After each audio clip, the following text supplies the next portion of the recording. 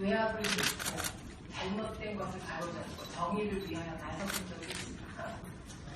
저는 용기 있는 언니 수사과장의 행동이 오늘 와서 검찰에 의해서 정부에 의해서 오하는 되고 정의가 부정으로 바뀌는 이 현실에 대해서 통탄하지 않을 수 없습니다.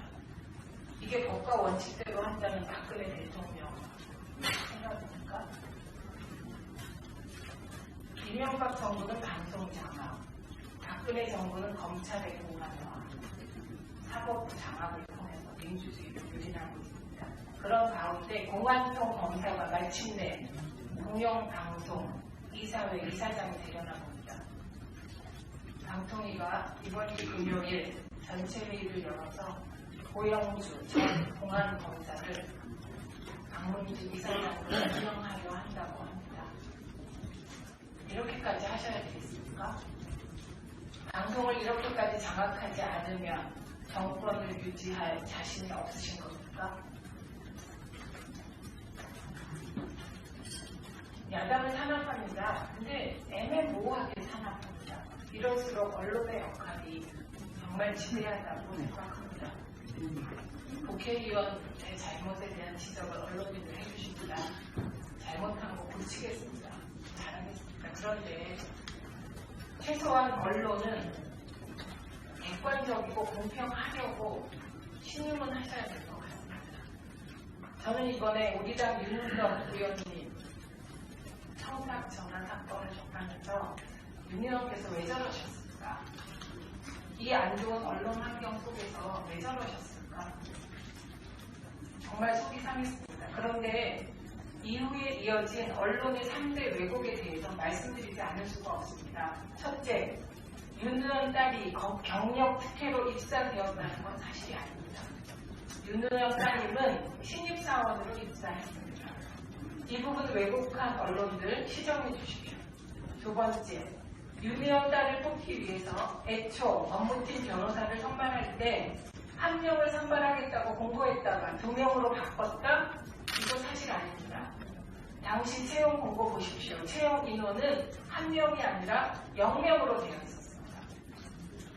세 번째, 한 사장의 압력으로 윤 의원 딸이 입사했다?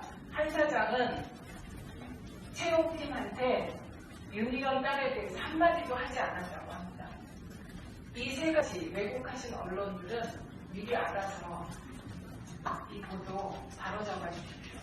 그리고 저희 꼼꼼하게 모니터해서 할 수 있는 대응을 하도록 하겠습니다.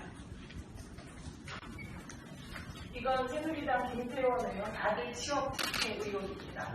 얼마나 많은 언론들이 이 부분 제대로 보도하셨는지 저 묻고 싶습니다. 이 김태원 의원 아들 취업 특혜 의혹은 밖에서 제기된 게 아닙니다. 이건 변호사들이 제기한 사실입니다. 우선 첫째 의혹이 친분관계입니다.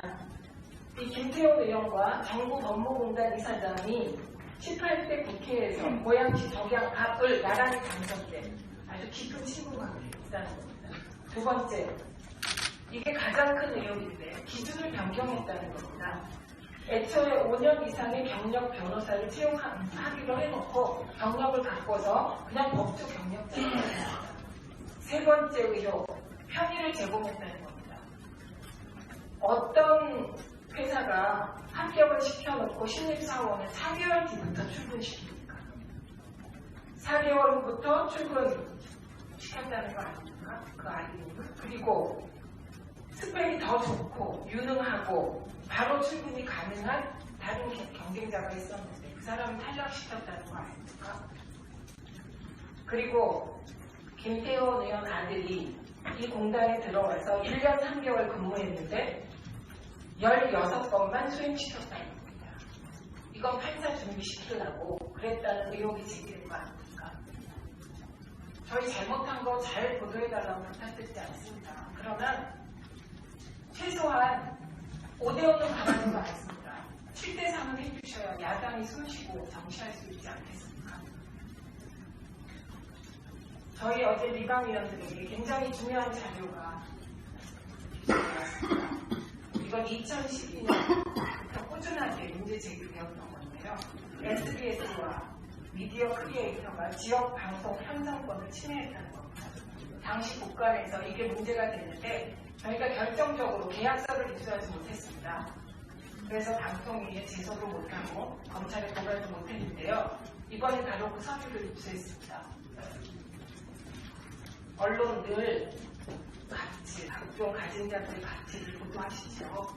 저는 이번 국감에서 언론계의 슈퍼가치들, 언론계의 슈퍼울들, 언론계 내 정의와 부정, 슈퍼가치들이 어떤 가치들이 있었다면 그건 어떻게 법적 책임을 져야 되는지 낱낱이 국감에서 고발하겠습니다. 이상입니다. 예, 추미애 의원님 용기 좀 바라 감사드립니다.